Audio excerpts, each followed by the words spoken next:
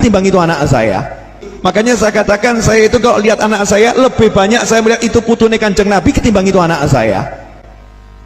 Paham? Jadi saya kalau gendong anak saya itu sama senang, aku gendong putu Kanjeng Nabi. Jadi saya kalau gendong anak saya itu sama senang, aku gendong putu Kanjeng Nabi, putune Kanjeng Nabi.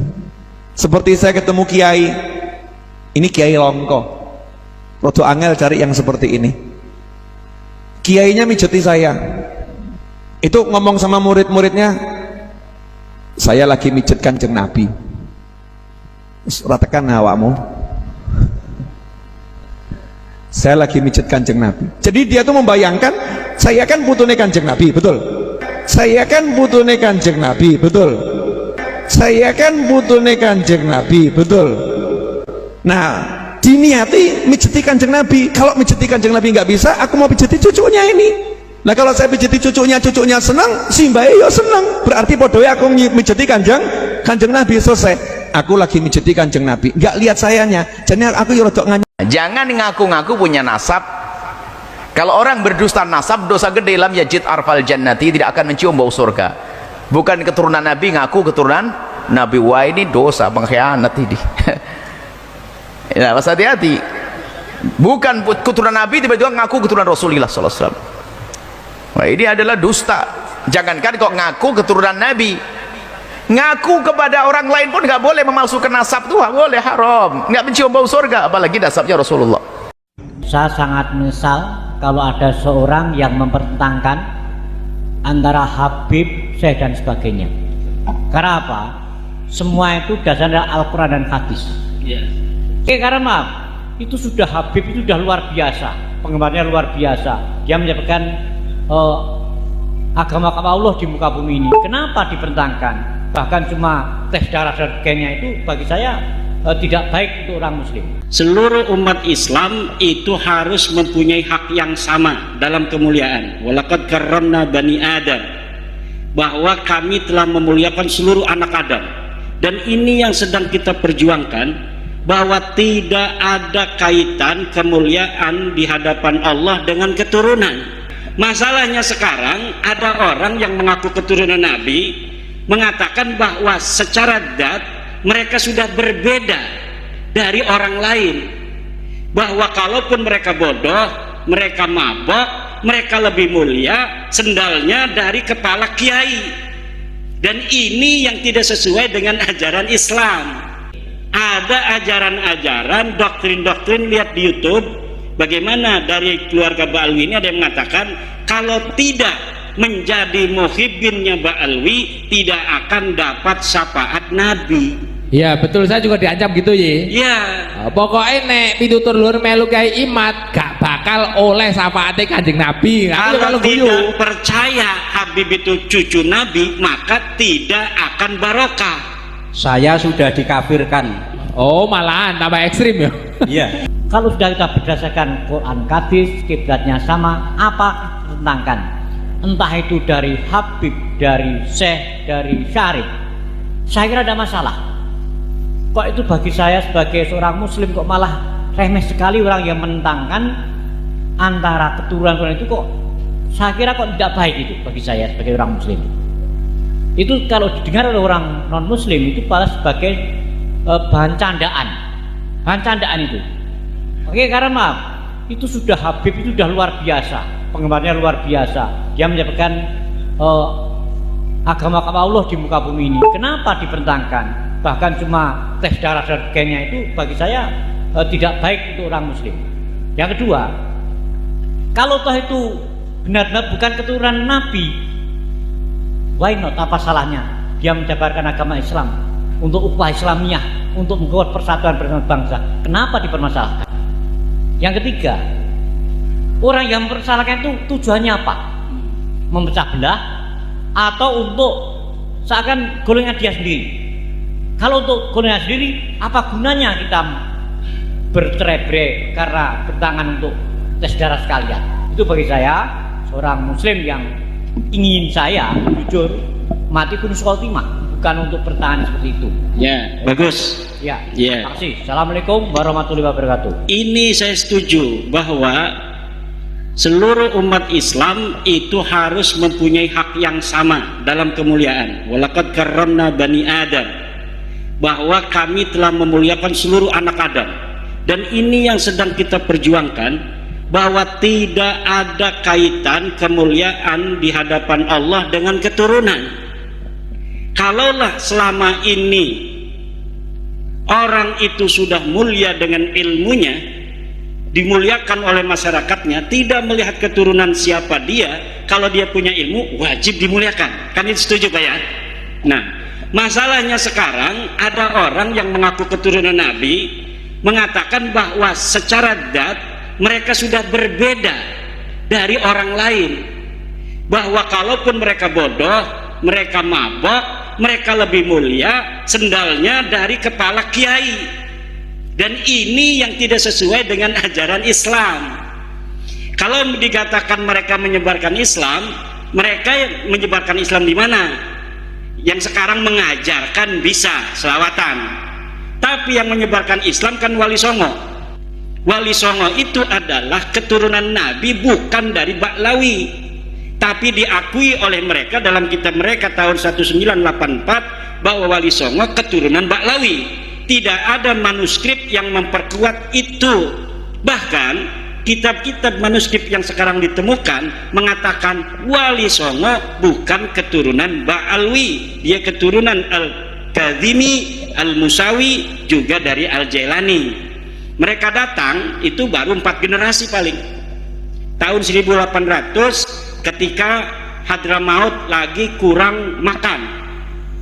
Di dalam bukunya Jajat Burhanuddin dikatakan negara Hadramaut ini, provinsi Hadramaut, tidak bisa memberi makan seluruh penduduknya. Dia hanya bisa memberikan makan 30% penduduknya. Makanya dicarilah daerah-daerah yang subur agar manusia itu kan punya perut, dia punya mulut, harus makan. Maka dicarilah tempat-tempat yang subur, diantaranya dia pindah ke Indonesia. Itu kayak misalnya Ustadz Taufik Segaf itu baru 3 keturunan ada di sini. Kakeknya baru 1914 pindah ke Indonesia. Sekarang 2024, baru berapa puluh tahun. Yang lainnya Utsman bin Yahya itu tahun 1830-an sudah ada di sini, itu lebih tua. Yang lain itu yang banyaknya itu tahun 1901 sampai 1943. Nah, di Indonesia ini itu sudah mayoritas Islam. Maka kalau dikatakan mereka menyebarkan Islam di Indonesia, itu terbantahkan oleh kesimpulan sejarah, di mana sejarah versi Hamka mengatakan abad ke-7 ke-8 kita sudah banyak yang Islam, tetapi tidak semasif pada abad ke-15 ke-16 di zaman Wali Songo. Jadi yang paling banyak menyebarkan agama Islam di Indonesia itu terjadi pada masa Wali Songo. Sebelumnya sudah ada Syekh Bentong, Syekh Hasanuddin di Kerawang, tapi tidak semasif Wali Songo. Kenapa Wali Songo itu berhasil? Karena Wali Songo bukan hanya ulama, juga mereka adalah pemerintah. Oke, Pak Yai. Ini karena mungkin antara penanya dengan panjenengan ada istilahnya cara sudut pandang yang berbeda. Maka sore hari ini masih ada, maghribnya kan masih lama ini saya jam 5 kurang seperempat, maghribnya jam 6 lebih kan. Itu saya berusaha jadi moderator lah kalau panjenengan semua setuju gitu. Jadi setuju. Penanya ini puas. Mungkin dalam pandangan saya yang ditanyakan penanya ini, kok dadak gegeri Baklawi gitu ya Pak Rukianto kira-kira? Kok dadak digegeri? Toh kan di sini Habib-Habib itu jasanya banyak. Ada Habib ada Habib Syekh, ada Habib Novel, di sini ada Habib Soleh Al-Jufri. Di kampung ini pun ada almarhum Habib siapa? Soleh tapi bukan Al-Jufri, Baharun. Jadi jasa mereka itu banyak walaupun belakangan. Di sini ada ulama namanya Syekh Hasan Tafsir, wafatnya 1911. Habib Baharun datang baru kemarin sore, kebetulan sudah wafat. Habib Soleh Al-Jufri datang di sini tahun 2000. Anak saya yang dongani, yang akikoi Habib Soleh Al-Jufri, karena beliau memandang mungkin kok dadak digegeri Mbak Lawi ngopo wong ning kene wis dakwah kok. Iya. Kira-kira gitu Pak Rukianto ya. Nah, ini jawabannya gitu Pak. Monggo jawaban jenengan bagaimana gitu. Iya, jawaban saya adalah kalau menyebarkan pertama kali tidak. Karena yang menyebarkan pertama kali adalah kalau beliau itu ngomong menyebarkan. Menyebarkan dalam pengertian pertama kali menyebarkan Islam di Indonesia tertolak. Karena sejarah tidak mengatakan seperti itu. Kalau mereka dari sejak pertama kali datang ke sini, kemudian karena mereka pinter, kemudian ngajarin agama, bisa. Kebetulan baik orangnya, alhamdulillah. Alhamdulillah. Tapi ada ajaran-ajaran, doktrin-doktrin, lihat di YouTube, bagaimana dari keluarga Ba'alwi ini ada yang mengatakan kalau tidak menjadi muhibbinnya Ba'alwi tidak akan dapat syafaat Nabi. Iya betul, saya juga diancam gitu ye. Iya. Pokoknya nek pitutur luhur melu Kyai Imat gak bakal oleh syafaate Kanjeng Nabi. Kalau tidak percaya Habib itu cucu Nabi, maka tidak akan barokah. Saya sudah dikafirkan. Oh malahan tambah ekstrim ya. Iya, sudah. Saya Sementara dialog kalau Habib. kita bicara nasab, ya nasab itu tadi berita itu mahkamala sidqa wal kadhiba, dia bisa benar bisa salah, dan saya dapat membuktikan Pak Rukianto bahwa nasab mereka itu salah, nasab mereka tertolak, dia bukan cucunya Nabi. Kalau mereka itu ulama, kita wajib hormati, bukan karena dia turun Nabi, karena ulama, karena memberikan manfaat untuk masyarakat sekitar, ngajarin ngaji, ngajarin kitab. Tapi saya belum lihat ada Habib yang ngajarin kitab, baca Fathul Mu'in misalnya. Ada juga selawatan, ceramah, termasuk Abah Lutfi. Belum pernah saya melihat beliau baca kitab kuning. Yang ada adalah ceramah. Maka kalau ketika ada yang nanya sama saya, Abah Lutfi itu ulama bukan? Bukan, tapi dia penceramah. Kenapa? Karena ulama harus bisa baca kitab kuning. Syarat ulama itu mampu membaca kitab kuning sebagai satu syarat utama orang memahami agama. Bagaimana orang tidak bisa baca kitab kuning mampu memahami agama dengan benar?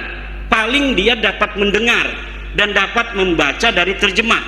Kalau dapat mendengar dan dapat membaca dari terjemah, itu tidak bisa istimbat. Kenapa? Karena Al-Quran berbahasa Arab, Al-Hadis berbahasa Arab. Cara memahami Al-Quran dan hadis itu hanya bisa dipahami oleh dia yang baca kitab kuning. Santri Lirboyo, santri Peloso, santri Sidogiri, santri-santri pondok pesantren salaf. Yang bisa memahami agama dengan benar hanya ulama. Siapa ulama? Syarat pertama harus baca Fathul Qorib, Ihya Ulumuddin, Sahih Bukhari. Ada kan Ba'alwi itu kalau bulan Rajab atau bulan apa itu mengadakan khataman Bukhari. Khataman doang, tidak baca kitabnya. Khatamannya iya, tapi tidak baca kitab Bukharinya. Nah itu yang kita sekarang sedang melawan doktrin-doktrin itu. Melawan itu bukan marah. Kalau marah itu nggak ada arah. Kalau melawan itu artinya hal-hal yang buruk, ayo kita lawan agar mereka tidak buruk, mereka juga bisa bertaubat. Ayo kita sama-sama bangsa Indonesia seuyunan, semuanya pun bisa menjadi mulia. Siapa saja bisa menjadi ulama, siapa saja bisa menjadi wali, siapa saja bisa masuk surga. Tidak mesti dia harus jadi muhibbinnya Ba'alwi, dia harus bisa masuk surga baru. Tapi siapapun yang bertakwa kepada Allah, dia yang bisa untuk merasakan nikmatnya surga. Allahumma sholli ala Muhammad. Para kiai. Pak Rukianto sudah ya? Sudah ya? Berarti bet. Oh ya coba. Karena ini nanti terjadi, mohon maaf, beliau kan juga istilahnya sesepuh di sini. Nanti kalau sampai ini terjadi sesuatu khilaf dan lain sebagainya, kalau cara pandangnya sudah berbeda, nggak akan ketemu ini. Tidak apa-apa, agama itu dari dulu berbeda kok. Oh gitu. Karena begini Pak Rukianto, kenapa saya mengatakan tes DNA sekarang-sekarang? Dulu enggak, ini sudah setahun 7 bulan saya tidak ngomong-ngomong tes DNA. Karena ketika sudah kita ungkapkan kebenaran melalui kitab, melalui sejarah, melalui standar ilmiah yang universal, mereka tetap mengaku ngotot, marah, mencela, mencaci saya, kemudian tetap mengatakan saya turunan Nabi dan kamu adalah begal nasab. Oke, kalau masih kekeh mengaku turun Nabi, ada cara lagi, yaitu tes DNA itu. Kalau sudah benar-benar itu terjadi friksi yang diametral, tidak ada penengahnya, hakimnya ada, yaitu tes DNA. Dan ini kalau dibawa ke negara, ujungnya pasti tes DNA. Karena ketika Mario Teguh berbeda pendapat dengan anak dan istrinya, kata istrinya yang sudah dicerai itu bahwa anak ini anak Mario Teguh, kata Mario bukan. Dia takut sama istri yang sekarang kan. Akhirnya anaknya tes DNA, Mario Teguh tes DNA, dan ditemukan tes DNA-nya betul bahwa anak ini, Danang apa siapa itu, adalah anak dari Mario Teguh. Jadi ketika terjadi friksi, ta'arud yang tidak bisa diselesaikan, maka friksi. salah satu-satunya cara adalah tes DNA. Friksi, mohon maaf, friksi ini orang awam nih, friksi belum paham apa artinya gitu. Ah gitu. Ya, terjadi perbedaan pendapat. Ah gitu. Iya.